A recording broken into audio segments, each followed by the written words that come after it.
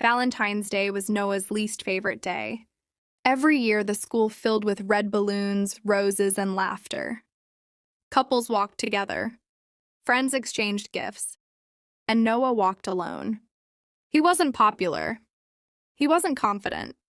He was just invisible. No one noticed him. At least, that's what he believed. That morning, Noah opened his locker like always. But something was different. Inside, there was a small envelope. It was red. His name was written on it. Noah. His heart started beating faster. He looked around. No one was watching. Slowly, he opened the letter. Inside, there was a simple message. You matter more than you think. No name. No signature. Just those words. Noah read it again. And again.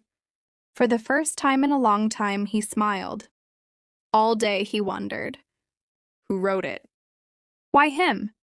After school, he sat alone on a bench outside. The winter air was cold, but his hands were warm, holding the letter. Then he heard footsteps. He looked up. It was Emma. Emma was quiet, like him. She stood there nervously. Did you get the letter? She asked softly.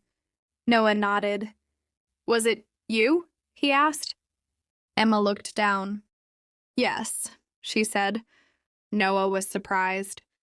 Why? He asked. Emma took a deep breath. Because I see you, she said. You're kind. You help people. You just don't see it.